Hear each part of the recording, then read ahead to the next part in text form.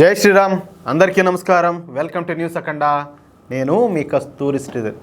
మిత్రులారా, భారతదేశానికి పాకిస్తాన్కు మధ్య వాతావరణం ఎలా ఉంటుందో మీకు అందరికీ బాగా తెలుసు. ఇప్పుడు పాకిస్తాన్ కావాలనే మళ్ళీ మన మీద కాలు దూతుంది. మనం ఊరికే ఉంటామా? అసలే మనకు రోషం ఎక్కువ, పౌరుషం ఎక్కువ, పవర్ ఎక్కువ. ఇంకెట్లుంటుంది మ్యాటరా? ఈ న్యూస్ చూడండి ఒకసారి, నెక్స్ట్ లెవెల్లో ఉంటుంది. సరే, పాకిస్తాన్ కూడా బ్యాట్ అనేది ఒకటి టీం ఒకటి ఉన్నది అనమాట. ఏది ఆర్మీలో. ఈ బ్యాట్ అంటే పాకిస్తాన్కు చెందినటువంటి బార్డర్ యాక్షన్ టీం అని అర్థం అన్నమాట. ఈ బ్యాట్ కమాండోలు పాకిస్తాన్ స్పెషల్ ఫోర్సెస్కు చెందినోళ్ళు. పాకిస్తాన్ ఆర్మీ ఈ బ్యాట్ కమాండోలకు ప్రత్యేకంగా చైనీస్ స్పెషల్ ఫోర్సెస్ ద్వారా శిక్షణ అయితే ఇప్పిస్తూ ఉంటారు. ఇక ఈ బ్యాట్ కమాండోల సంఖ్య ఎంత ఉంటుందో తెలిసిన పాకిస్తాన్లో దాదాపుగా 10,000 వరకు ఉంటుంది. ఇక ఈ బ్యాట్ కమాండోల పని ఏంది అంటే వీళ్ళు తీవ్రవాదులకు శిక్షణ ఇవ్వడం, వాళ్ళ లాంచ్ ప్యాడ్లకు రక్షణ కల్పించడం, వాళ్ళను సురక్షితంగా క్షేమంగా సరిహద్దులు దాటించి భారత్లోకి ప్రవేశపెట్టడం అన్నమాట. అది వీళ్ళు చేసేటటువంటి లంగా వ్యాపారం. అంటే ఈ పాకిస్తాన్ బ్యాట్ కమాండోల పరిస్థితి పాకిస్తాన్లోని కూలీల కంటే దారుణంగా ఉంటుంది. కానీ ఇక్కడ ఒక విషయం ఏంటంటే వీళ్ళకి ఇచ్చే జీతాలు మాత్రం మిగతా వాళ్ళతో పోలిస్తే కొంచెం ఎక్కువగానే ఉంటాయి. సరే, మనం మొన్ననే చెప్పుకున్నాం. అదేందయ్యా అంటే ఫిబ్రవరి 5వ తారీఖున కాశ్మీర్ సాలిడారిటీ డేగా ప్రకటిస్తా పాకిస్తాన్ అయితే నిర్ణయం తీసుకునింది అని. అంటే కాశ్మీర్ కోసం పోరాటం చేసే తీవ్రవాదులకు, తీవ్రవాద సంస్థలకు, వేర్పాటువాద సంస్థలకు గుర్తుగా ఈ ఫిబ్రవరి 5వ తేదీన పాకిస్తాన్లోని మసీదుల్లో ఒక సెలబ్రేషన్స్ జరుపుకుంటారనమాట. సెలబ్రేషన్స్ అంటే సంతోషంగా కాదు, ఏదో పోగొట్టుకున్నట్టు. కాశ్మీర్ కోసం ప్రత్యేకంగా మసీదుల్లో ప్రార్థనలు చేస్తారు. ఇక ఈ ఫిబ్రవరి 5వ తారీఖునే కాశ్మీర్ సాలిడారిటీ డేను పాకిస్తాన్ అయితే ఘనంగా నిర్వహించుకోవాలని చెప్పి ప్లాన్ చేసింది. అది ఎట్లా తెలిసిన, భారత్లోని కృష్ణా సెక్టార్ వద్ద ఉన్నటువంటి ఆర్మీ పోస్ట్పై దాడి చేసి ఈ కాశ్మీర్ సాలిడారిటీ డేను ఘనంగా జరుపుకోవాలని చెప్పేసి పాకిస్తాన్ అయితే భావించింది. ఇక ఈ ఆలోచనతో భారత్లోకి 7 మంది తీవ్రవాదులను అయితే ప్రవేశపెట్టారంటే సరిహద్దు దాటించేదానికి ప్రయత్నం చేశారు.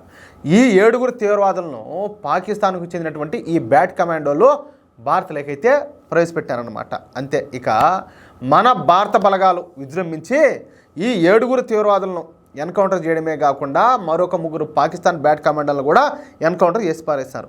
అయితే మనకు అందుతున్న అనధికారిక సమాచారం ప్రకారం ఈ కాల్పుల్లో 7 మంది కాదు 10 మందికి పైగా ఈ బ్యాట్ కమాండోలు చనిపోయినట్టు తెలుస్తుంది అనమాట. ఇక కాశ్మీరీ ఈ సాలిడారిటీ డే రోజున పెద్ద సంఖ్యలో ఈ బ్యాట్ కమాండోలు అందరూ కూడా మరణించడంతో ఇక బ్యాట్ కమాండోలకు ఇది తీవ్ర అవమానంగా అనిపించింది. ఇది పాకిస్తాన్ మీడియా కూడా ఈ బ్యాట్ కమాండోలను తక్కువ చేసి మాట్లాడడంతో ఇక భారత్కు తామంటే ఏంటో చూపించాలని చెప్పేసి పాకిస్తాన్ బ్యాట్ కమాండోలు నిర్ణయం తీసుకున్నారు. అంటే వీళ్ళకి పాపం కోపం వచ్చింది, రోషం వచ్చింది.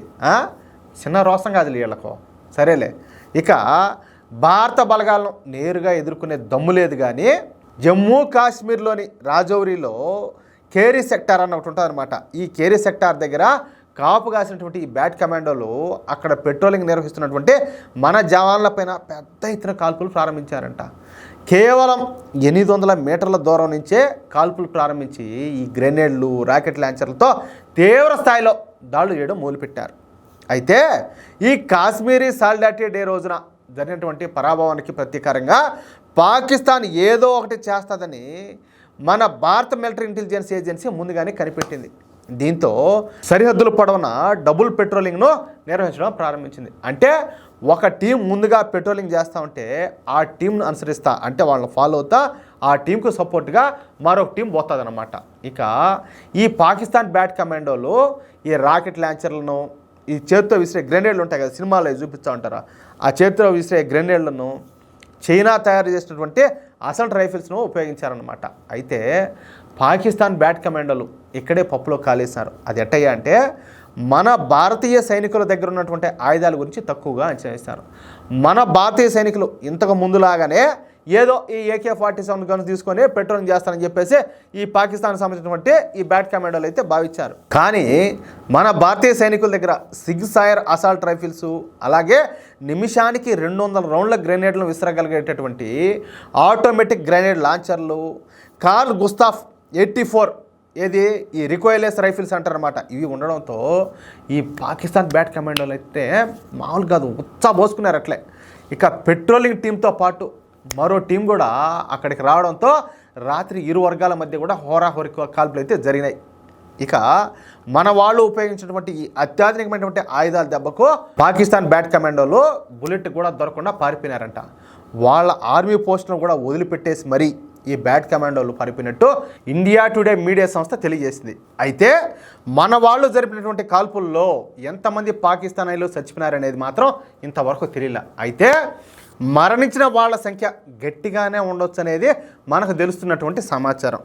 మరొక వారం రోజుల్లోనైనా ఈ విషయం బయటకు రాకైతే తప్పదు, ఖచ్చితంగా బయటకు వస్తుంది.